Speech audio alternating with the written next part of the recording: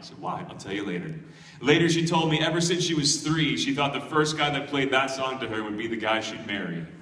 Oh, yeah. So, guys, if you play guitar because you think it'll get you girls, you're correct. We love love songs. We love love stories. We come into the world through an act of love. We come into the world looking for love. That's my little baby Clementine. Aww. She's one. Give me an aw. Aww. Guys, give me a bass. Aw. Aww. She's one in that picture. I took my camera out. She's looking me right in the eyes. And I couldn't avert her eyes from mine as I took out the camera. And in this picture, she's doing the same thing. She's 8 weeks old. Look at her. You know, we enter the world looking for a love that's bigger than us, don't we? Guys, I'm going to propose something to you tonight. Your Catholic faith, your Christian faith, it has the love that we were born to find. It is the most beautiful love story in all of human history. There is no greater love. And I'm here talking to you right now because this is the best news that mankind has ever received. Amen? Amen. How does the love story begin? The love story of your faith. It starts very simply with the words, we believe in one God. We believe in one God. Atheism, my friends, is like a flea that doesn't believe in the dog. Einstein's assistant said that saying all this could come about from a random series of explosions. It's like saying an unabridged dictionary could come from a print shop explosion. Print shop explodes. Paper, ink, bindings flying through the air. Hey, a dictionary! I don't think so. I was debating with an atheist online. I had this YouTube channel that's got a couple million views, so it attracts people who want to fight me about the faith. And this guy said, you know, Chris, you saying I can see there's a universe, therefore there's a God? That's as stupid as a kid coming down on Christmas morning and seeing presents under his tree and saying, oh, look, presents, there must be a Santa. I said, really? Because you saying there's no God? That's like a kid coming down on Christmas morning, seeing presents under his tree and saying, oh, look, presents. They must have exploded themselves here. Has any kid ever been that crazy? Yeah. Look, Nearly. The kid might get the identity of the gift giver wrong, but he knows the gifts didn't put themselves there. This universe did not put itself here. We used to think the universe was expanding through space and time. We know better now. Any physics fans out there know why this is wrong, okay? The universe is not expanding through space and time, and this blows my mind, because the universe contains space and time. Whoa. Wait, hold on. What was going on before the Big Bang? There was no going on. There was no time. Wait, if you want to step outside the universe, no. There's no out there to step into. There's no space outside the universe. What? Okay, I can believe that. But you want me to believe that a Big Bang could Big Bang itself into an absolute void of nothingness, and all of a sudden there's an explosion, and then there's everything, and then 13.8 billion years later, a bunch of rational creatures are walking around drinking Starbucks. Boom, Starbucks. It's gonna happen all by itself? That's insane. Dude, we can know that there's a God just by looking at the world around us. Now, I don't know why there's a God instead of nothing. I only know that because there's something, there's God. If there's a painting on a wall, I can presume there is an artist. If I hold a book in my hand, I know there is a what? God. An author. I can't see the author, so you see the book. If I find myself in a bubble of space and time, floating on a rock through space, sipping a latte, I can know there is a God. A little louder? A God. We know there's a God. I think we're the first era in history to have so many people say, God, if you're really there, why don't you reveal yourself to us? I think God is looking down from heaven saying, did you guys not notice everything? Some young people get unnecessarily confused. You know, they study things like, evolution and think, well, if there's evolution, doesn't that disprove God?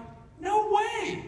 Tell me what's cooler, guys. A God who can take a lump of clay and say, look, here's a rhino. Or a God who can say, hey, watch what this ball of gas does. Just give it time. It's going to be awesome.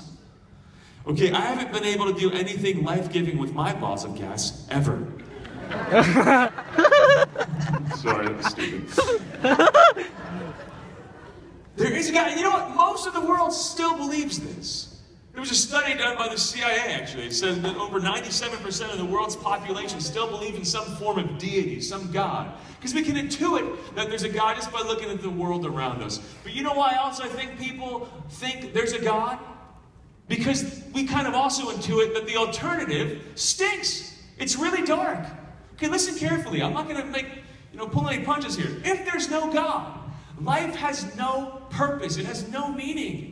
I was debating with an atheist at MIT, or at their wicked smart there, okay? They asked the same questions that like a junior high kid will ask. It just takes 25 minutes to figure out what the question is. But this guy was pushing on me as I'm talking about God, and he said, no, Chris, I don't need to believe in some imaginary God to tell me life has meaning. I make up my own meaning. I make up my own purpose. I said, really? You make it up, huh? You know what that's called when you make something up, right? Make-believe.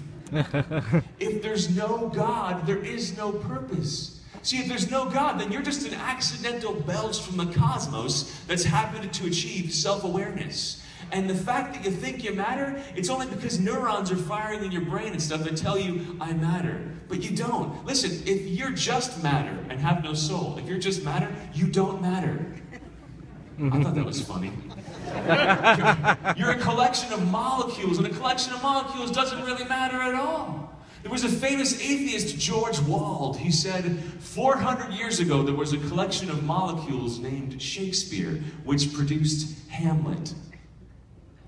Ew.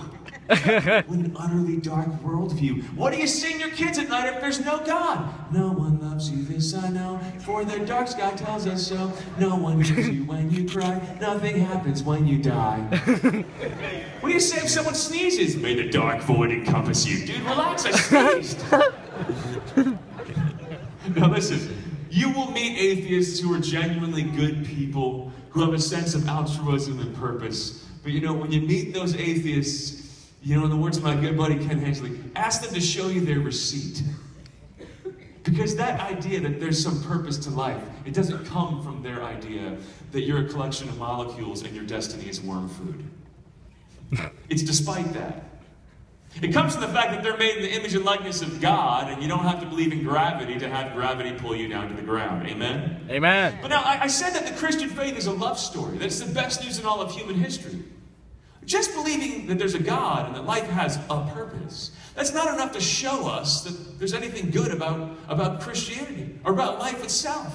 We Christians go a radical step further than that. You see, the ancients believed in God or gods, but their gods were jerks. What if God is some mean dude and the whole purpose of life is that he can run little experiments on us? No. The light of reason shows us there is a God. The light of faith shows us who God is, because he revealed it. That power that pre-existed space and time and was able to start all this is love. Who is God? Love. Who is God? Love. And what does love do? Okay, I'm a father of 6. I can tell you this with absolute surety. Love creates. So love created space and time. And love created space and time so he could put you in it. Aww. That's my little Eloise. Give me another aw. Aww. She had her first day of preschool last year. She punched 2 boys. Her teacher asked her why, and she said, because I'm strong. Now that's not actual size. Thank God children are small. If you added 4 feet and 150 pounds to any toddler, no one would be safe. There'd be a bunch of 6'4" naked dudes walking around this room trying to stab you with a pencil. It's scary. Spiritually, that is actual size.